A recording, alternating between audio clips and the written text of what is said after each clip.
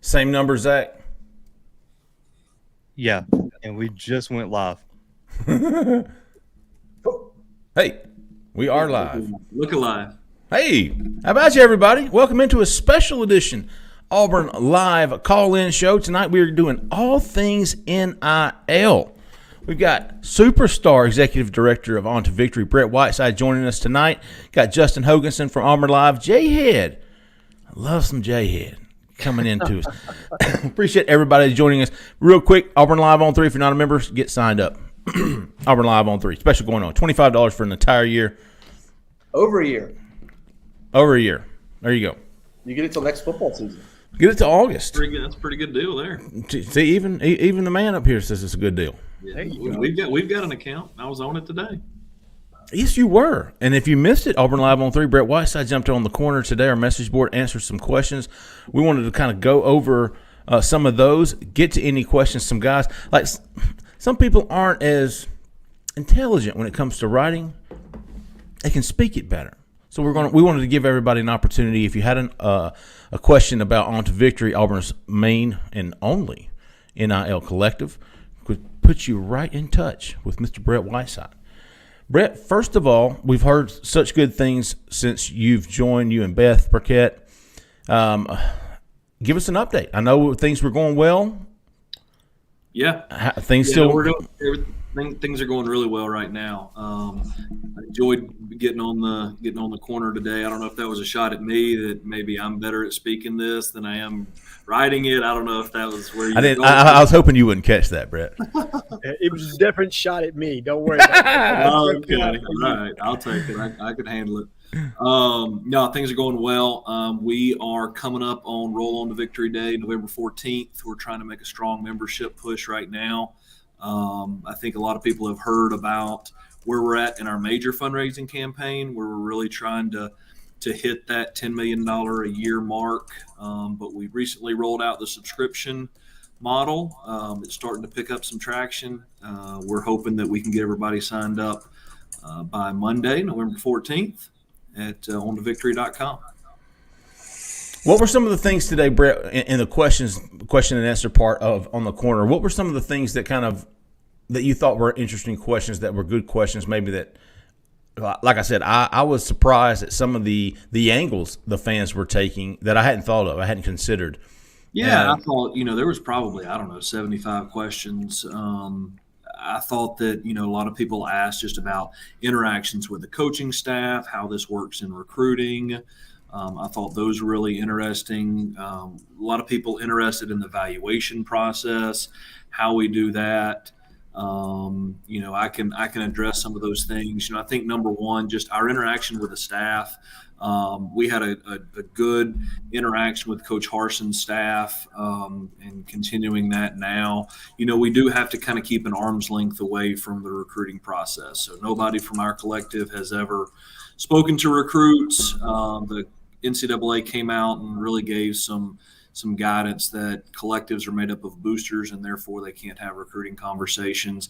I posted it on the board, and I don't mind saying it on here obviously as well, but I have asked the question. So what conversations can you have that are not recruiting conversations? There's plenty of those. I feel like as a collective, as a business, we need to be able to communicate some of those things. I think everyone in the entire country is naive to believe that those things are not already happening.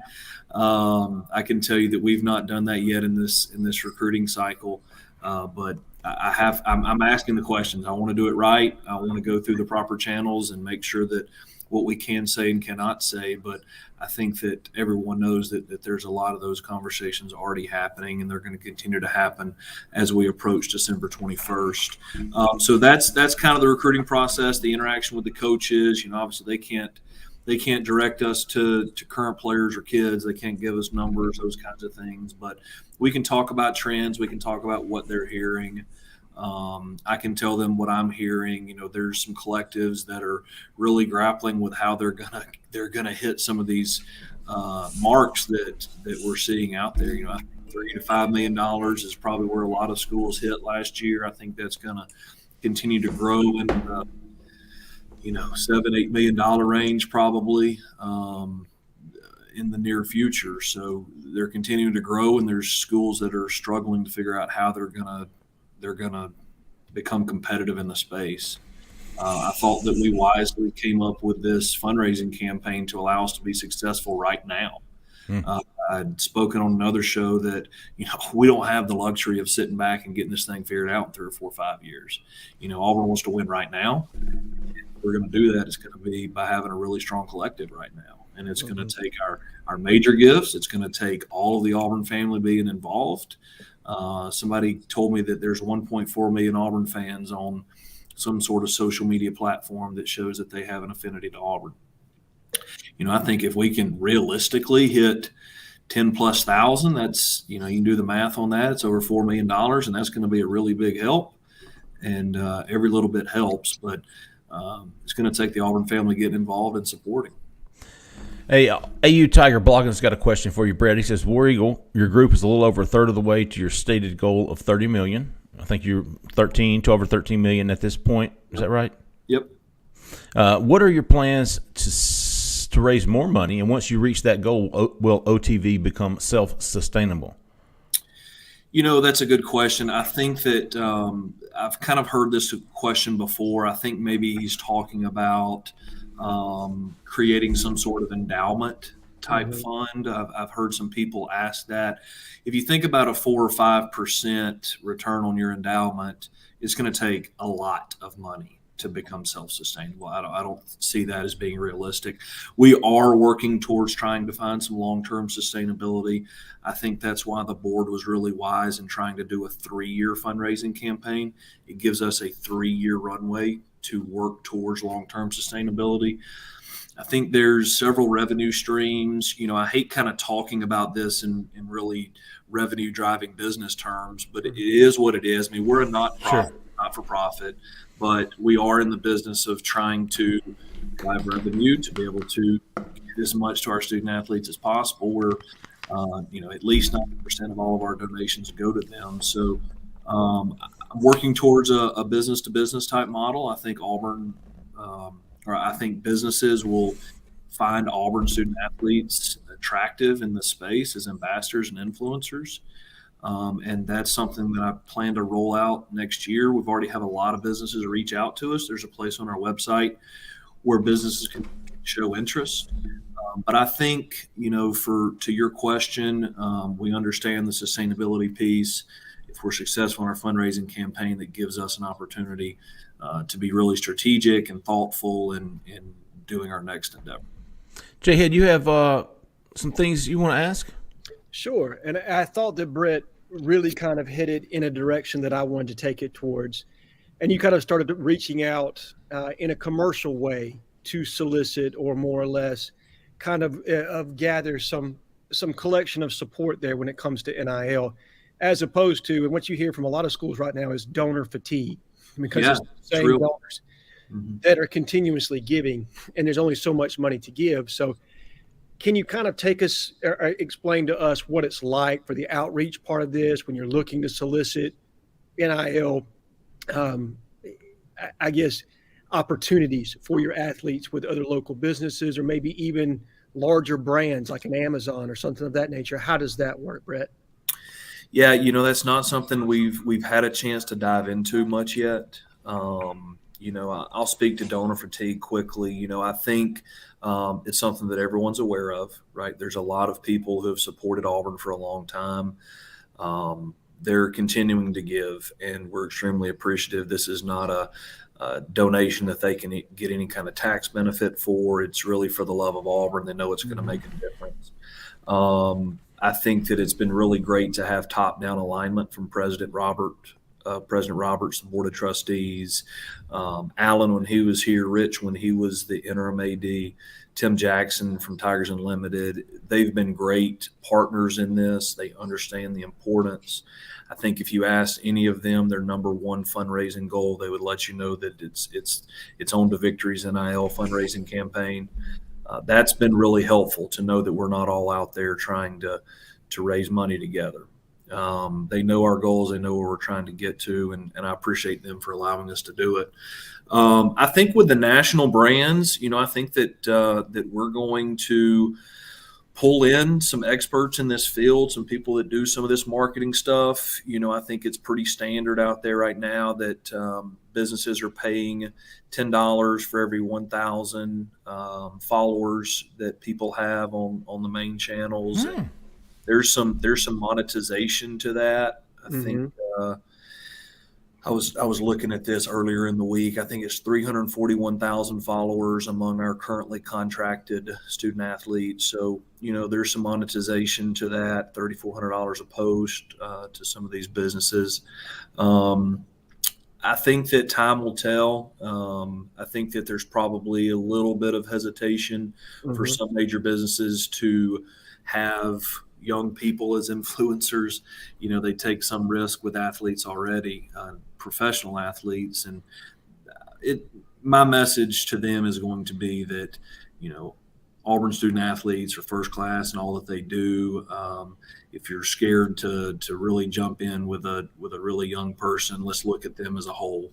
Let's talk about all of the Auburn student athletes or all of the specific sports team to help them with that. But it's something we're working towards. We'll get it rolling next year at some point.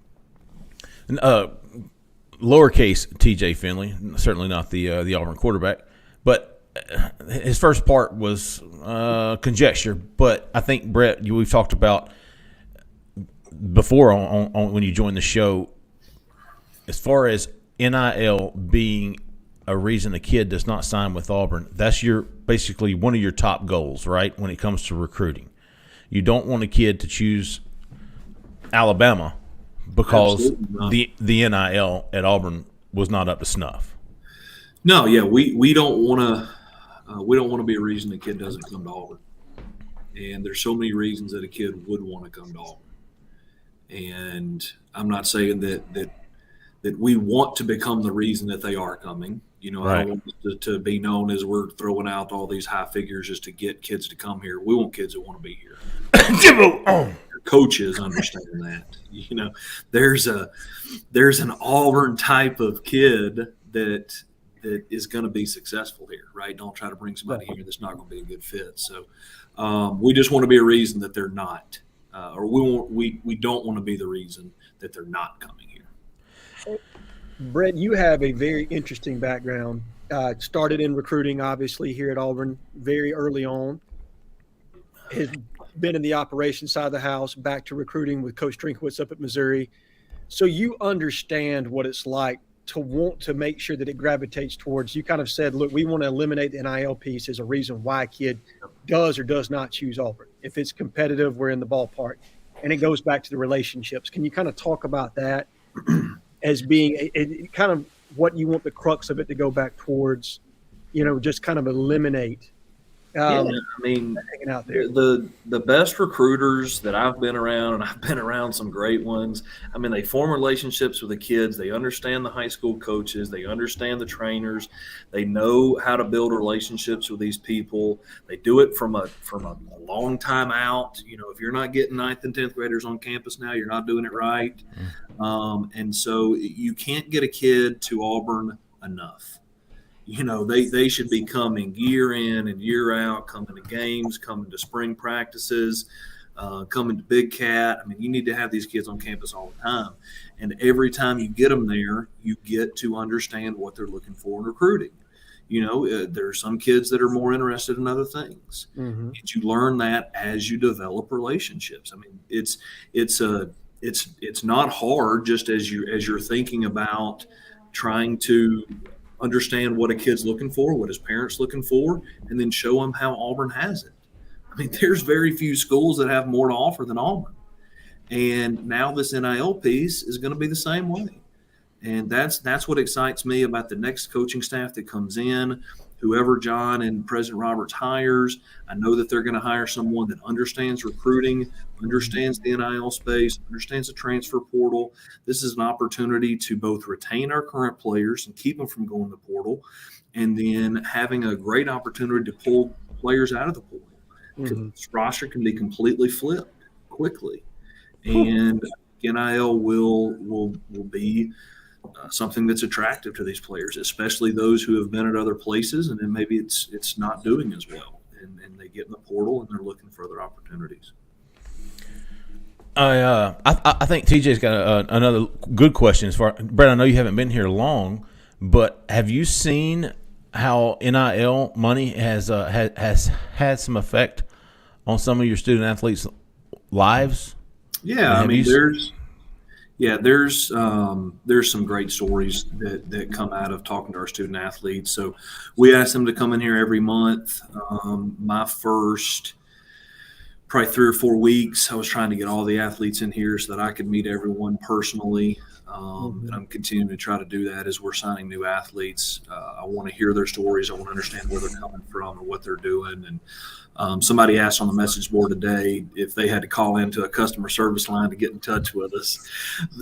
Every student athlete we have contracted has our cell phone numbers, and they come in and they interact with us, and we've enjoyed getting to know them and learning how we're supporting them. And I think that there's I say this one all the time, but it's one that really is impactful to me. It's a young man that lives in Montgomery. His wife is going to school and going to work at the same time. He's using his NIL to pay for their child care so their kids can go to school, and mom can go to work, and he can come and go to school and play football. So I think that's a cool example. We've got another example where a kid has called and thanked us so much because his dad's not in his mom's life anymore, and now he's able to send money back home to help her. And those are a couple of examples. I think the other thing that I've enjoyed about this is how we're helping athletes learn about their personal brand, learning about taxes, investing. All those things are important, and we're hopeful that that'll make an impact on them for the rest of their lives. Justin, I know you've probably know more about it than we do, but anything stand out to you today that maybe Brett should address, or something maybe you intrigued with NIL-wise? I know I've got some recruiting questions that I want to get to at some point, but Yeah, Justin wanted to show off his shirt, first of all. Good looking shirt. Hey, this thing's not going to waste, baby. I appreciate it. Brett, are you familiar with the story? Yeah, I'm very familiar with the story. Okay. That's one more shirt that you got than I got, though. I think he's got a hat too from last year. Yeah. Wherever you are, Horace, I appreciate it, man.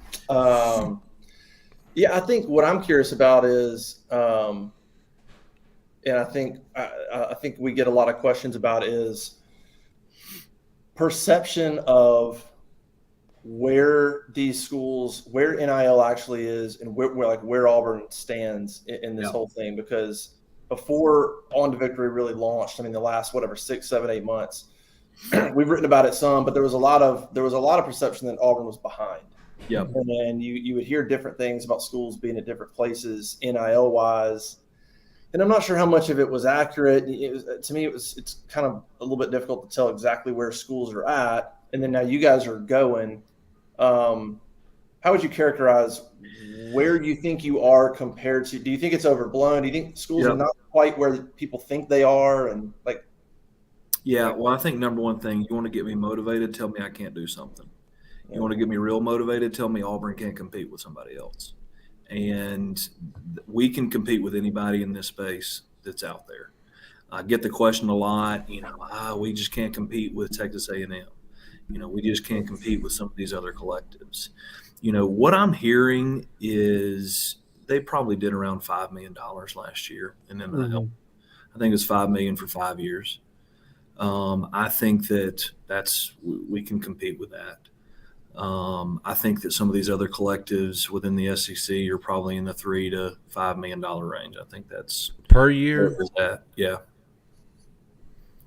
And so I think that it's going to grow this year, right? It's going to continue to grow until some guardrails are put on it, and they're coming at some point, but who knows what that looks like. But I'm the $8 million player, I don't think that's real. I think that was probably across multiple years, and it's probably all back end loaded. So I really don't think that it's something that we should be concerned that we can't compete. I hope the other collectives are getting that question of how they're going to be able to compete with us. In that vein, Brett, can you kind of talk about federal legislation, kind of the need to get some uniformity as opposed to the various state laws that are in place right now? Obviously, it's so different in California where kids can earn in high school versus the state of Alabama. How do you think that would impact it? Could it have some transparency so you would know better about the numbers? Has Senator Tuberville potentially even reached out to people in the NIL world to kind of know more about what exactly is going on? Yeah, so Coach Tuberville came to our board meeting last month, gave us a little bit of insight. I think, number one, what he's trying to do is level the playing field among the state laws, right? So Alabama doesn't have a state law. Missouri has a state law that says that, the university can be really, really involved in NIL. Florida has a state law that maybe hampers them a little bit in some areas. Mm-hmm. Georgia had a state law that said that they had the option of splitting it among all their student athletes, and that didn't really take off that well. So I think that everybody's playing by a little different set of rules. Mm-hmm. And so I think it would be nice for the federal bill. I think it will be included in that no state bills will be able to be involved in NIL any longer. He's trying to do a few things that could maybe even the playing field. I think that he's aware that you can't come in and build a salary cap. You can't come in and do a lot of the things that people would like to see him done. It's just not going to stand up in the Supreme Court. Mm-hmm. But I think that coming in and level the playing field, that's a good goal. Absolutely. We'll see. Justin Time's got a good question for you, Brett. If you can't contact recruits, and this is something that I wanted to get to, and we've talked to you on the show about this before, you guys, as labeled as boosters, can't have recruiting conversations with recruits. If you can't contact recruits, how does NIL you've told me this, but tell everybody listening, how does NIL influence where an athlete signs? If you can't contact them, how do they know what's available to them? Yeah, so right now the way our coaches are recruiting on NIL is to talk about what the current players' opportunities have been. And so they can go and they can talk to them, and coaches can have a presentation and talk about how successful Auburn's been in this space, how resources that the collective has to be able to engage with them. And so I think that's the key to this. I kind of alluded to it earlier. I think it's probably already happening. I think some people are throwing numbers out there and creating bidding wars, and we'll continue to make sure that we're not left behind in that space. If it's something that is allowable, it is something that we should be a part of. And I can probably talk about what opportunities would be for someone and not have a recruiting conversation with them and steer them towards Auburn. So, for example, if a 5-star edge rusher comes in, he can go talk to Derek Hall, and Derek Hall can say, "Hey, man, this is what I've got." Coaches can say, "Hey, man, here's what Derek and Yeah, Derek would be a good one to talk to. Oh yeah, he's excuse me. Well, with the edge position being such a big need, I would imagine he would be a good resource to have. Yeah. Sonny Lee, I wanted to ask you about. I'm sorry, Brett. Go ahead. No, I was just gonna say I hope he's here next year. You and me both. You and me both. I had not even considered that. Yeah, no, it's probably not going to happen. Hope like that, then let me down, my man. Yeah. So Sonny Lee, Yes. right? Sonsini? Sonny Lee. Yeah. Oh, what'd I say? Sonny. Lisa. Your cousin Brett. Sonny. Yeah, Brett. If you don't know, I'm pretty much the name pronouncer of the year here. What's their name? Suni. Is that right? Suni? Sonny. I'm sorry, man. Listen. You need to go to gymnastics meet. Gymnastics meet, preview meets coming up in December. On the Victories, the premier sponsor. I'll get you some tickets. You can watch Sonny perform. Okay, I will. But as an unmarried man in my 40s, I kind of feel like a creep out there. I won't put you on the front row. You'll be I'll be up here in the back with my binoculars. No, I'm kidding. Okay, so tell me about her. How well I think she is Auburn's top earner. I think she's America's second top earner. So I'll clarify. SUNY has not signed a deal with On the Victory. We understand she is in the total national world right now. She's doing huge deals, Wheaties and stuff like that. Absolutely. Okay, all right. So when it comes to recruiting, let's get back to recruiting because I want you to explain this to everybody. A recruit comes in for an official visit. What are you doing? You talking about if I were on the recruiting staff? Nope. You're not talking to official visitors. No, not right yet. now we're not. We're not yet. I hope we are one day. I hope one day that we can. I mean, without being a recruiting inducement and without having recruiting conversations, I'm challenging that I should be able to talk to prospective contract employees. Yeah, that really makes no sense. I mean, I guess we'll get there, but it's crazy that we've come all this way and we're now like giving student athletes the opportunity to earn money from their naming, but we don't get to talk to them before they show up. It's like, hold on. I mean, shouldn't every collective is probably a little different. There's different opportunities. Why shouldn't they understand the background of how that works? I mean, we're doing it now. We're doing it. If we're doing it, let's do it. Like, what are we doing? No, I'm with you. I should probably hold my tongue on the rest of my thoughts on that. Yeah. Okay, Thomas Jones. Thomas Jones has got a question. Will Auburn NIL benefit current football players at Auburn more than high school players who haven't played it down? This is a good question. Yeah, that is a great question. I think that you have to take those things into consideration. I mean, there are great opportunities for players who are at Auburn and attend Auburn, and maybe some of my conversations, should I be allowed to have them, would be to let's be realistic that valuations are higher for those players who've had more experience in college football, and don't expect to make now what our current starters are earning. Their NIL valuations higher. And so, I agree with you completely, Thomas. And I think that's probably the trend. I referenced back end earlier. Like, I think a lot of the conversations are you have the opportunity to earn X, and it's really that, you earn that in your senior year when you're an All-American. And so I'm with you on that. We'll kind of see how the market shakes out here this next cycle. But number one, it's important to support all the guys that are coming in, but valuations are going to come with experience and higher following, and higher followings come with experience on the field. Brett, does individual game performances, does that change valuations on a player? It might in the future. So we don't go in there and number one, you can't really base it off of athletic performance. So I can't go in there and say, oh man, you scored 3 touchdowns, I'm going to give you a little bonus this month. We're not allowed to do that. I mean, it can impact the next contract that we sign with them. But for right now, everybody's on a contract through the end of the season. So the only real benefit there would be increase in followers, where you could justify.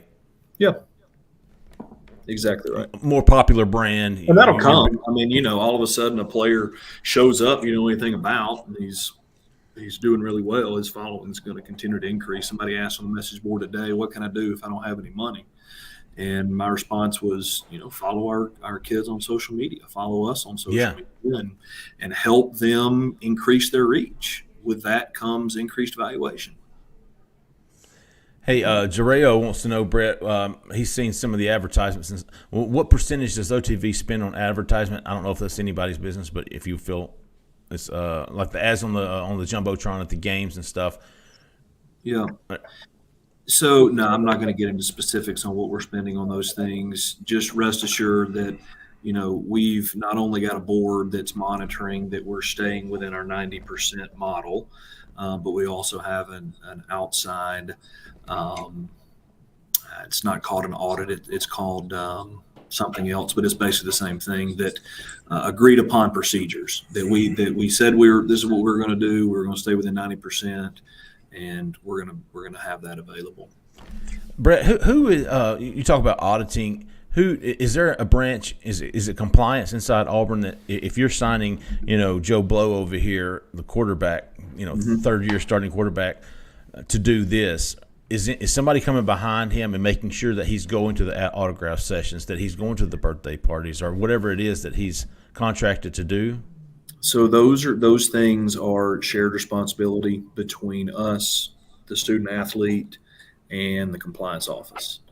And we try to assist with that facilitation, make it as easy as possible on everybody. Our staff does a great job with Beth Burkett and JJ Arminio. That's JJ's main role right now, is ensuring that they come in, ensuring that they do what they're supposed to do. He checks it off. We put it away in a folder. So when somebody comes asking, we give them the folder and ask them to go away. What is the consequence? And who jeopardizes their eligibility. I mean, okay. it can be pretty severe. I've not really thought it all the way of what the total penalties would be on something like that. But I mean, I guess if you're jeopardizing your eligibility and you're receiving an extra benefit, you could potentially forfeit games if you're playing ineligible. So we take that seriously, and I think that's one of the benefits of doing things through the collective as opposed to doing them on your own. Right on. So that would make them ineligible, which falls under the NCAA eligibility. That's right. You're playing an ineligible player because he's just getting paid under the table, basically. Yep. Wes Brooks, he's got a good question here too. Hearing reports. This is a good question. I've wondered here, Brett, about recruits. Hearing reports that football recruits are lying to teams about their NIL offers from other schools to get the best offer. How does Auburn compete and know what other schools are actually offering? Well, that everybody's probably done this is when they're in negotiations with some job offers, and if you're popular out there, maybe you're trying to drive your compensation up. There's probably a lot of that's going on. I think there's agents that are starting to get involved in this, and they're probably trying to drive things up, drive their percentage up. We'll have an idea of what's real, and we're trying to attract the right kind of kids to be at Auburn. And if you don't want to be at Auburn, don't be at Auburn. But we're going to attract the right kind of kids, and talk about this. Can I make a comment? Jump in here. Yeah. I Yeah. want to come back to the value though. Remind me because I'll forget. Just part of me. It's a good question. Part of me is like, good for them. Like, I don't know. Like, part of me is like, look, that's like, what would you do? Think about if you're in the real world and you're going for a job. Like, you're, I mean, I guess lying, but I mean, you're going to try to position yourself for. I mean, we want these kids to learn life lessons and learn about business. I don't know. Like, I don't know. I mean, if they can like say, hey, I'm really wanted. I don't know about lying. I guess there's maybe an extent to it, but I don't know if they can leverage something and get a school to promise something. I don't know. It's like, just as long as they don't hear the words, okay, then go take that deal. Call their bluff. Another life lesson. Yeah. It goes back to my question on valuation here. You set an evaluation for, Joe Nix over here at Podunk High. Sure. He's a 5-star quarterback or whatever. And how do y'all tell me your algorithm, your formula for coming up with an NIL value? I can't give you the trade secrets. Oh. Hey, we appreciate everybody joining us tonight. So we have like an advisory type board. So we got former players, we got people that are good at spreadsheets and social media followers and that kind of thing. Some of it's going to be kind of hearing what the market value is for them. You got to keep in mind, like right now, we've not talked to a single recruit, and so when we are currently making deals, they're already Auburn players. They've already been here probably for at least a year or semester or two. And some of the deals are, hey, this is what I have to offer you, take it or leave it kind of situation, So we've not gotten into recruiting cycle. We can get together in March and I can tell you how it went. But I think I guess my point, Brett, was if you've got an idea of what you're set, okay, this guy is valued at, and he comes in with something that's triple that and saying, well, you know, Georgia State's offering me this. Well, hey, take off, big dog. I mean, that's all we've got. And you don't want to be at Auburn bad enough. Not that you're going to take 300% less because you love Auburn, but if you know what this kid, the market value is for somebody like him, and he's trying to sell you on 3 times that over here at Utah Tech. Yeah. Well, you know, there's a little bit of money ball in this thing too, right? So I think that we're all aware that we better invest in the offensive defensive line this next go around, and you know, so there's a little bit of that too. So you're going to put a higher priority on what those needs are. Premier positions, yeah. I think valuations will be higher for premier positions. I mean, it's treat it like you would in business, supply and demand, right? If this is something that you really need, then their valuations are probably going to be higher. It makes me think of baseball scholarships. You know, where hey, you got a stud, okay, you're going to get 95% of the scholarship. You know, and somebody else might get 60% or something like that. Yep, I agree with that. Hey, I've got, speaking of baseball, Brett, as a former baseball player myself, and I know the limitations that a non-lotto state like Alabama has on Butch and the Auburn baseball team. How big is NIL for teams like Auburn to try to get up? I don't know if anybody's happier about all this than Butch Thompson. Yeah. I mean, this can really help them out a lot. You're exactly right. People don't realize the great job that he's done to get us to these World Series with no lottery and no, you know, need-based financial aid, no reciprocal with states around us, right? If you live 3 feet across the Alabama state line, you're paying that out-of-state tuition. So he's been at a disadvantage, and this can be an opportunity to help baseball and help baseball student athletes. And it's we're happy that we're being able to support baseball at a really high level right now. Because for people that don't know, baseball gets like 10 or 11. I think it used to be like 11.2 or something like that. And softball's 12, but full scholarships, and you have to divide them up. While you've got Georgia, Mississippi, all lotto states with the, what does Georgia have? The Hope Scholarship. Hope Scholarship over there. Vanderbilt's got need-based aid, and you know, Mississippi's got their own deals going on where they're being able to offer kids in Alabama discounted tuition rates, and I mean there's all kinds of things that he's having to overcome in recruiting, and you know, it's hard for some families to get a 20% at Auburn and a 90% somewhere else. I mean, I'd probably do the same thing. Yeah, and I think the hope is that the transformation committee is going to either broaden the range on baseball and softball scholarships and or try to make it a little bit more equitable. But in the meantime, I mean, what you guys are doing, Brett, is fantastic for Butch. I know that he's got to be over the moon to have some way to kind of equal things. Yep. Whereas you may not be able to give him scholarship money, there's opportunity to earn here to kind of balance that out. Offset. That's right. Exactly. Probably the most impacted sport here at Auburn. I mean, I think everybody would say that they've been really impacted. I think men's basketball has been able to be supported really well. Obviously, football is about to be. We got 9 other sports representing 12 total. So I think, but I think baseball is one that, I mean, it could really, really take off from this. Make a big difference. Yep. Brett, we've talked to sources over there, and they're expecting Auburn to sign as many as 45 out of high school, junior college, and transfer portal. What does that do for you earmarking this year's? Well, you know, I think that this is the plea to the Auburn family, right? So this is where we went into this thing thinking, okay, $4 or $5 million, and then all of a sudden you have a coaching change, and you're thinking, okay, if we're going to go from 25 to 30 new players to 45 or 50 new players, then it's going to take more money than what we have.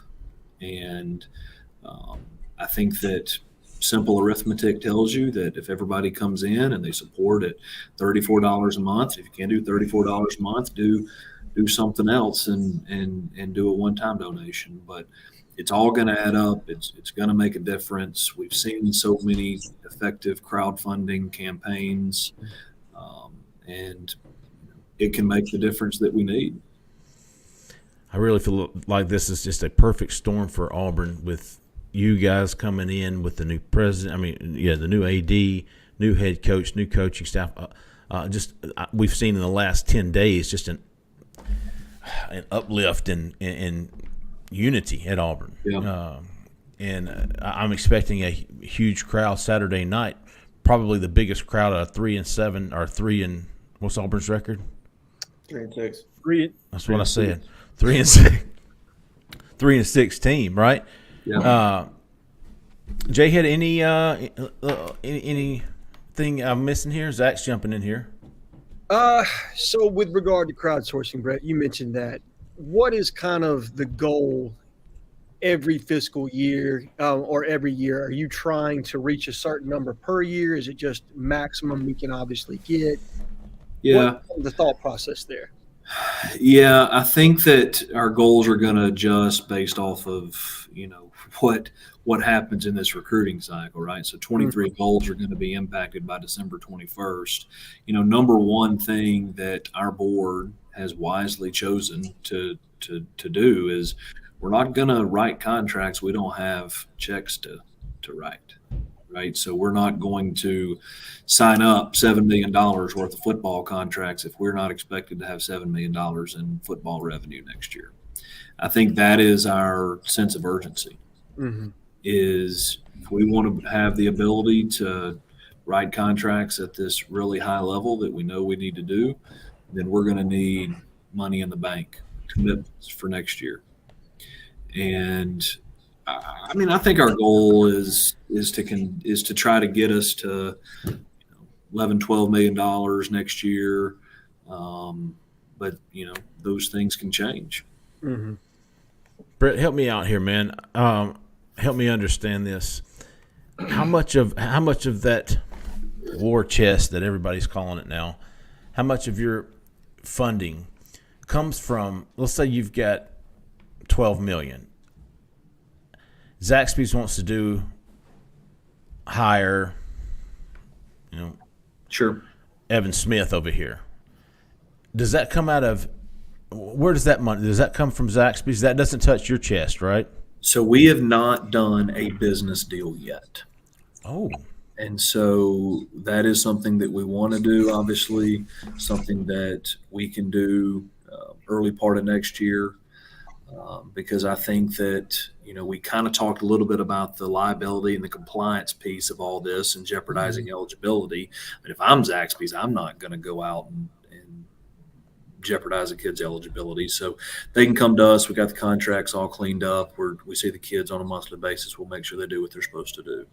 And so we feel like we can really help them in that space. And obviously in return, they'll be helping on to victory and helping our student athletes. Right on. Hey, Zach, do we have somebody online? Did I miss them? Yeah, but we just had someone else's call in, so perfect timing. 1354, you're live. Who we talking to? What's up, guys? This is A-Train from Atlanta. What's up, A-Train? Tonight. Just want to say thanks for joining the show tonight, Brett. Yeah, absolutely. But so I had a question for you. I know you guys have briefly talked about kind of what other schools are offering, and you guys can't really talk to recruits. But so just for example, off the top of my head, I know John Ruiz at Miami is a huge booster and donor for them for their NIL and has helped them get a lot of players. How is that kind of being regulated? Because it seems like it's, in the news and common knowledge that some of these huge boosters at schools are in some kind of contact with the players, and numbers are getting from him to the potential recruits. Yeah, A-Train, that's something something that's pretty common right now at other schools, or? Yeah, I think without me talking to recruits, I can't tell you that I've talked to them and heard that they're being thrown all these numbers around. I think our coaches are probably hearing those things. That kind of goes back to my thoughts on let's make sure that we just know what are the rules. What are we supposed to do? What are we not supposed to do? If everybody else is doing it, what are we talking about here? So we'll get it figured out. We'll be in line with everybody by December 21st. That's great to hear. I did one more question. Sure. So as they do kind of start to regulate some of those things and really crack down on them, do you think they're going to kind of look into the past a little bit on some of those? I don't think so. I don't think they'll go What back. do you think is going to happen to people that are doing that right now? Yeah, I think it'll be something like this is the guidance moving forward. And unless it was just blatant, right? So the piece of guidance that came out last week that was all about collectives and institutions and how institutions could work with collectives. One of the things that it said in there is basically this is the guidance moving forward, unless there was just, complete disregard for the rules previously. We're just going to take it like this and go forward.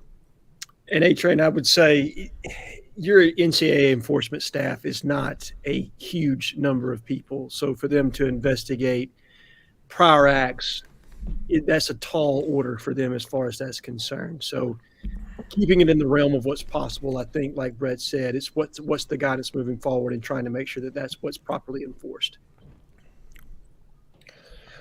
I got a comment, a couple of questions. Is A-Train done? A-Train, you got anything else? That's all I got. Thank you guys. Appreciate Appreciate. Yes, sir, Ray Che. Appreciate you calling in, big dog. I was going to say on the somebody texted me and made a good point about the baseball, and I guess it could go with well, I don't know if it could really apply to other sports, but baseball, NIL now presents the opportunity to keep kids from going pro. Exactly. Not just getting them or whatever transfers, but now you got a high school kid that's got a pretty good contract. Now you can maybe you get him on campus where in the past you wouldn't have, or whatever it might be, which happens in baseball a lot, especially with Auburn. I mean, think about baseball. Baseball would be the hardest sport to recruit at because you got to recruit good players, but they can't be too good because then they're going to go pro. Yeah. So it's like, how do you find that sweet spot? Now NIL might be able to help and say, all right, you went third round, your signing bonus is this, maybe in NIL there's opportunities for you to earn close to what your bonus would have been, or it gives you an opportunity. It's not as much as your bonus, but you got to bet on yourself and come in here, enjoy your college experience. That's probably what a lot of these kids that end up going pro out of high school are disappointed about. They really miss that college experience. Yeah. Come here, have a great college experience. You can go to the World Series a couple of times while you're here, make some money through NIL, and then go play in the majors. I just think the whole game overall, college baseball, is going to be improved. Yep. Oh, yeah. Good, yeah. All right, here's the question, Brett. Obviously, Auburn's looking for a football coach. What do you expect On to Victory's impact to be in the search? Because I would hope that any legitimate candidate that's being talked to, I would hope one of their questions is, hey, what's your collective look like and how are they doing? Like that better be one of their. If it's not, I'm sure it is.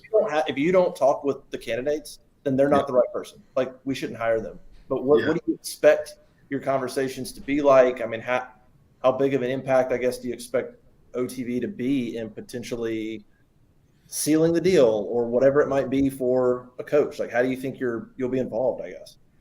I don't really think we'll be involved in the search, directly involved in the search. I think that, we want to support John and his search committee and President Roberts as they choose the candidate. I think they understand the importance of NIL.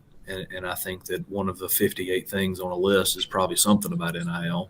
And just as people are asking what their assistant salary pool is and what the facilities look like and what the schedule is and can we win there, it's how much NIL money they got, because that's really going to make a difference.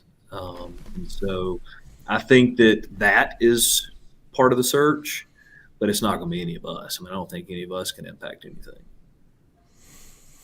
Oh, Zach. Oh, Zach in the back. Throw that back up there, Zach. I'm sorry. Let's see. A G League question? Yeah, that's similar. That's a good question. Y'all want to Hold on. Let me. How do potential NIL deals compare to the NBA G League? This is such a good question, Zach. How do they compare to the NBA G League pathway contracts? I know that has impacted Auburn greatly recently. Yeah, I don't know what some of those numbers are. That's not come through us, yet. We haven't gone through that cycle yet. But I would think similarly to baseball or some of these other sports, there may be opportunities to help basketball players realize that they can wait another year. Mm-hmm. So we'll see. I'm sure those are some pretty large contracts, but if it helps Auburn win basketball, I can see some Auburn fans wanting to support it. Hey, y'all get your questions in. We got about 10 more minutes with Brett. He has been kind enough to give us 2 hours so far today. I want to make sure everybody's got questions. Hey, and Zach, don't ever make me read your question. Jump in here and ask that thing, man. You think I'm your chauffeur? All right, Tyler Coggin, sorry, singular, not plural. With all the benefits to student athletes, Brett, coming from OTV, what are some of the reasons that you hear from the student athletes that don't sign contracts? What are some of the reasons you hear from the student athletes that don't sign contracts? So I guess the question is, we've offered them a contract and they chose not to sign? Yeah. Why would they not go with you? I don't know why they wouldn't go with us. We understand time demands, and we don't ask too much of them. It's a really pure not-for-profit model that we're trying to simply support Auburn student athletes. I think one was we tried to ask SUNY to do a contract, and actually we went directly to our agents, and they didn't pass, but they've not responded. So I'll take that as a hold for now. And then we asked one other student athlete from another sport to accept a deal, and she said she didn't believe in NIL. She was good. She would go to the event, but she wasn't going to accept any money. So I respected her thoughts on that, and she's Daddy's pocket deeper than yours, Brett. Must have. It wouldn't have to be too deep. I've got a question for you. Good stuff, Tyler. Is ideal for Auburn to have one main collective? 100%. There's a couple of for-profits. Yeah. I mean, there's a couple little for-profits that are going around right now, and I don't love that model. I don't know how many players of ours are interacting with them right now, and it's their choice to do that if they want to. But I just don't love the model, because the whole point of NIL is to give the student athletes the money and not somebody else, right? So I don't like that model. I do think it's. Sorry. Go ahead. No, go ahead. I was just going to say it's important. 90% goes to student athletes. Everything you guys get. I think that's important for people to know. Yeah. Go ahead, Justin. I'm sorry. Well, and it's kind of like, to me, it's like it's a little bit like supporting. I don't know. I like how I view supporting a charity. If I don't know the background, if I don't know who's involved, if I don't know exactly where the money's going, it could sound like a great cause, and it's no offense, but I'm probably not going to give to the charity, because some are, whatever. So it's not that anybody's bad or good. It's just, but with OTV, the people involved, their pictures are right there on the website. They're Auburn people. Yep. And so I would I think Auburn fans will feel more comfortable. What's going on there. The other side, if it's for profit, who's running it? It's people that just want to make money. They don't really care about Auburn. So it's like, where do you want your money to go? I mean, that's right. Yeah, just be smart about it. Yeah, hey, I appreciate you say that. I think we all want to support Auburn, right? So, we do all obviously want to support Auburn, but we want to support Auburn businesses, and eat local, right? So there's all those types of pushes to support Auburn, and this is similar. Support Auburn student athletes through supporting people who support Auburn student athletes. Kev's got a good question. Brett, do students get paid beyond the sports seasons? I'm guessing yes, 12 months out of the year. Is this a full-time, full-year job, or is this something that is just during the season? Yeah, it depends. We've got varying lengths of contracts. We can write a 12-month, we can write a 24-month, but most recently we've just been signing deals through the end of their playing season and then kind of evaluate things after that. Okay. Smart. Hey, and Jhead, you have something? No, I was just saying Okay. that's smart for both OTV and the player in and of themselves, because then you're not in the middle of a renegotiation. Yeah. You have an opportunity to have a clean break. Yeah. The last thing you want is them worrying about their NIL contract in the middle of the season, or, let's just focus on playing ball right now. Okay, guys, let's talk after the season. I'm just thinking about a player like holding out at practice, like Yeah. I'm holding out until I get I hadn't got my contract yet. Waiting on Whiteside to call me. trade demands are going to start happening. It's gonna be great. Taylor Rowell wants to know, and this I was going to get to transfers, and I think somebody asked it today, but I wanted to bring that up tonight. But Taylor says, does NIL play a factor in player retention with staff turnover? I think it could. I mean, I don't think that I'm going to be sitting outside the compliance office when a kid walks in and go in the transfer portal. I'll give them an envelope, but I think that this is something that, do I really want to leave? Do I want to give them a shot? I've already been supported by On to Victory. I would assume I'll continue to be supported by On to Victory. They've got this portal window that's going to be December through mid-January, and then you've got another portal window in April. So I would hope that the new coaching staff comes in, and I know that I will. If a kid's talking about stuff like this, go through spring ball, see how it goes, give them a shot. And then if you want to go transfer portal, go to the transfer portal in April. And that's, I think, kind of what this question dovetails into, and Justin can probably tap into this, is the poaching of players by other teams, potentially, the meddling that goes on behind the scenes. How does having a healthy NIL situation like Auburn does with OTV, does that help with player retention? And I 100% think that it does, but obviously you can speak to that, Brett. Yeah, I mean, I'm not going to let somebody come in here and take one of our best players away through the transfer portal. I think that, again, supply and demand and valuations probably go up when people are in demand. Interesting. Not bad. Yeah, Zach, I mean, I'm not going to name names, but I mean, there was a good player on Auburn's team last year that was on the team this year that was contacted in the offseason by another team in the SEC. Yeah, and he pretty much was like, "Hey, this is what y'all need to help me out here." I mean, no, whatever terms that was, and he stayed. He's here, good player. But yeah, I mean, that's this whole thing all just came together at the exact same time. Yeah. So you've got the transfer portal coming into this thing with a one-time transfer waiver to allow them to be immediately eligible with NIL. I mean, these things were not meant to all work together. And yet they somehow did. And yet here we are. That's right. square peg, round hole. Let's make it work. Brett, are you loving your job? Love it.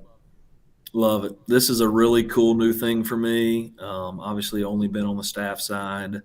But, this is a way to make an impact on Auburn, getting a chance to support all of our student athletes. I've never really had a chance to do some of these things because I've always just been so locked in with football. So this is it's been a lot of fun. We've got a great board. Their passion for Auburn is second to none, and they've supported financially so well and have reached out to others to do the same. So it's been a lot of fun. I know a lot of those guys, man. This could be a monumental point in Auburn football history. I really believe that this is a special time. It could definitely be a special time. And Brett, tell everybody how they can contribute. And if they can, what can they do? Yeah, I think go to our website at ontovictory.com. And there's a place there to become a member. You can come in at a $34 a month level. It ranges within 100, 200, 500, 1,000. If you don't want to do a monthly recurring, then you can do one-time donations. They're under other ways to give, so you can give any amount that you would like to. You can designate it to a specific sport if you would like. And if you don't want to contribute financially, talked about it earlier, follow our players on social media, follow our channels on social media. And this will help those players with their reach and their valuation and their influence within the marketplace to be more attractive to brands. And on November 14th, Roll On to Victory Day, we want everybody to realize that rolling Toomer's Corner, a.k.a. winning at Auburn, is synonymous with supporting On to Victory. On to Victory, rolling Toomer's, November the 14th, which is Monday after the game. Monday after the game. And ontovictory.com. Y'all go check that website out. Hey, and they got some really cool, it's not called cool merch anymore. It's called Sweet Drip or something. Swag, okay. Yeah, I'm not in on all my cool verbiage. We got a great team store. They've got some great stuff in there. There's Under Armour. There's other brands, various colors and sweatshirts and the whole deal. So it's good stuff. I got several recommendations from the board today. They want some Peter Millar. They want a quarter zip. Cool, yeah, quarter zips. So I took notes on my phone, and I've already sent it in to the team store people. So we're working to please. We're customer service based. You got to make sure Charlie 5's taken care of there. Yeah. Anything else before we go? I thought Brett's done a great job. This is good stuff. Zach, I think we got all the questions. Brett, thank you so much for enjoyed it, guys. Man. Hey, go to On to Victory, folks. It's one thing you can do that could greatly affect Auburn football, the future of. And you know that your money's going to be in good hands. These guys are fantastic people, and we'll do a great job of taking care of that. Brett, thanks again for joining us, man. Come back hopefully soon. Let's talk about it. Certainly maybe after our early signing day. Yeah. Be good. Maybe after the second signing day. Let's get okay. All right. There you go. I like that'll work. That'll work because there's going to be a lot of work to do after that first signing day. Yeah, I think we should sign some guys in the second signing day. Yep, that'd be a good idea. Think? How about Brett with his little jab there at the end? Hey, appreciate everybody joining us. Thanks for all the questions. Thanks again to Brett. On to Victory. Go check them out, ontovictory.com. Hey, we'll be back in the morning, folks. We're going to have the Auburn Live Recruiting Show. We're going to get talking about some huge weekend coming up for Auburn in recruiting. Join us there. Thanks again for everybody, for Justin, for Brett, for Jhead, for Zach in the back. I'm Jeffrey Lee. Brett Whiteside said, stay out of the left lane. See ya.